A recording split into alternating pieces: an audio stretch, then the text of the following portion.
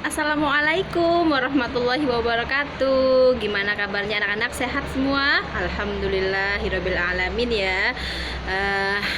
Kembali lagi ya, kita bertemu di KBM daring, tetap dalam keadaan sehat walafiat ya, tidak kurang satu apapun. Anak-anak yang dirahmati Allah, alangkah baiknya sebelum kita memulai suatu aktivitas, kita berdoa terlebih dahulu ya. Ustazah pimpin doa sekarang ya. Berdoa mulai. Raditu billahi robba wa bil islami dina wa bi muhammadin nabiyya wa rasula. Rabbi zidni ilman nafi'a warzuqni fahman nabiyya. Amin. Amin amin ya rabbal alamin. Anak-anakku sekalian, hari ini kita akan melanjutkan pembelajaran yang kemarin ya.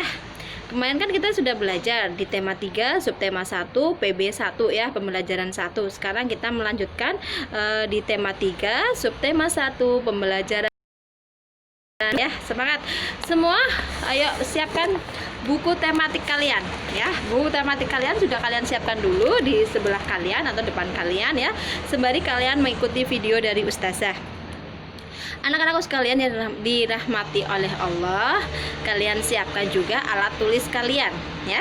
Nah, gimana kemarin hasil dari penilaian harian? Ayo, kalian, saya sangat percaya sekali itu hasil pekerjaan kalian sendiri. Nah, karena ada yang nilainya 80, 60, yang 60 itu belum KKM ya anak-anak. Jadi kalian tetap harus semangat belajar.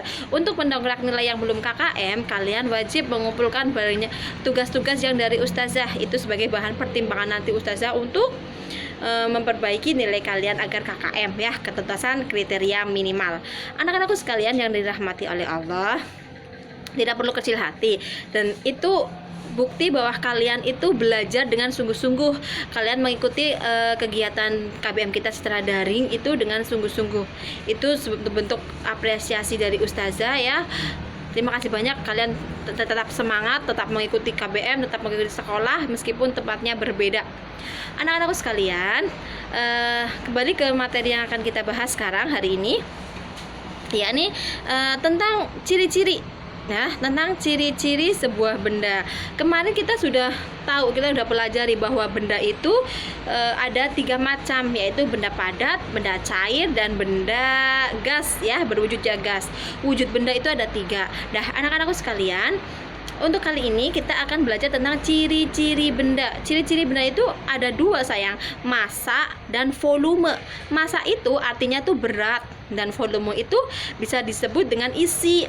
Ya, untuk kita lebih lanjut agar kita lebih paham apa itu massa, apa itu volume, yuk kita di situ ada percakapan anak-anak. Biasanya dulu kalau kita di kelas ya, Ustazah Ibu Guru, kalian anak-anak nanti membaca percakapan kita bersama-sama ya.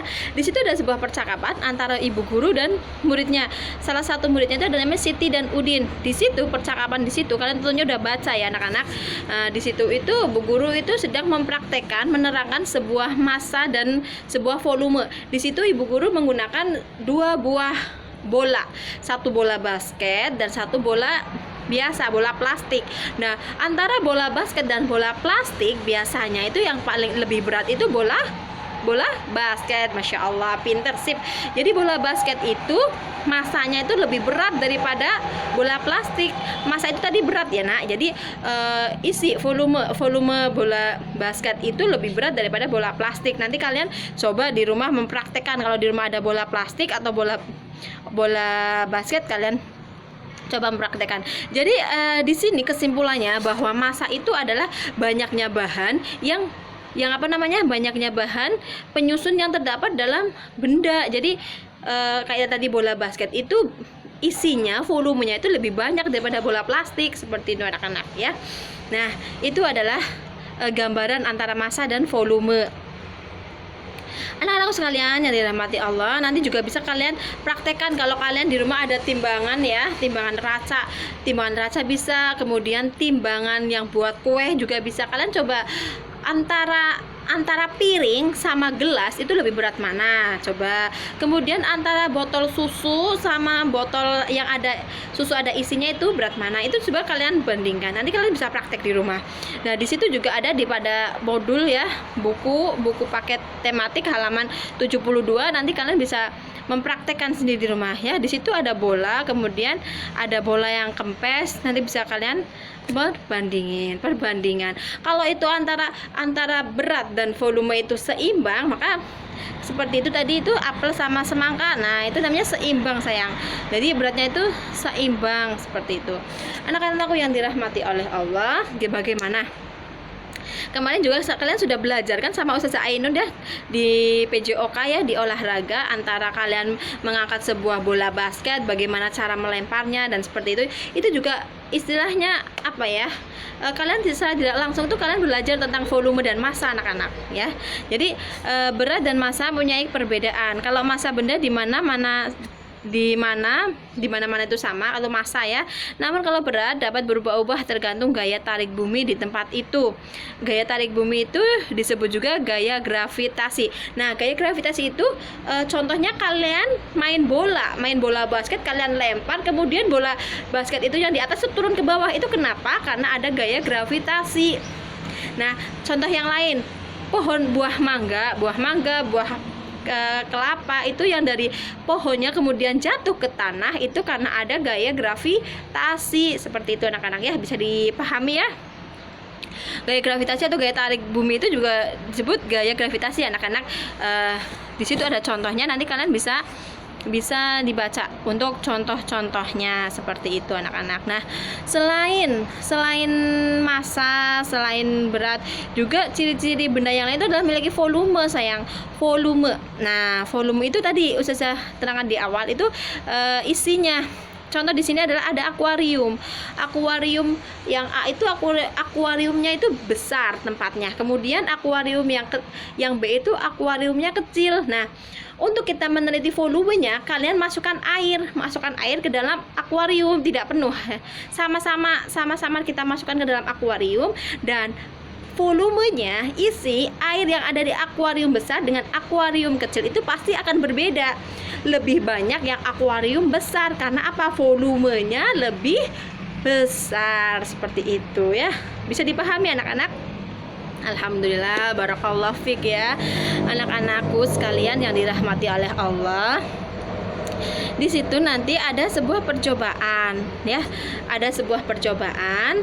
Nanti kalian coba juga di rumah untuk kegiatan kalian. Jadi di rumah itu tidak melulu hanya tidur-tiduran, tidak melulu setelah daring kalian malas-malasan, hanya main game, hanya nonton TV. Jangan, tidak. Kalian bisa menggunakan hari-hari waktu luang itu untuk kegiatan yang bermanfaat. Contohnya kalian coba percobaan ini di modul halaman 74 ya. Nanti kalian bisa menggunakan benda yang ada di rumah kalian. Kalau di rumah nggak ada gelas ukur, coba kalian pakai gelas yang biasa ya.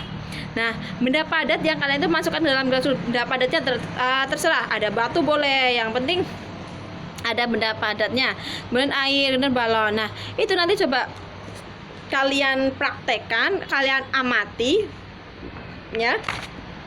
Kalian praktekkan, kalian amati apa yang terjadi setelah airnya diisi penuh ya, atau air yang masih dalam keadaan sedikit. Itu nanti kalian coba perhatikan ya. Nah, di situ nanti juga ada sebuah hasilnya ketika balon itu sudah ditiupkan. Kemudian nanti kalian amati setelah balon ditiup apa yang terjadi pada balon dan airnya itu ya. Kemudian benda di sekeliling kita tadi atas benda hidup dan benda mati, boleh benda hidup ya.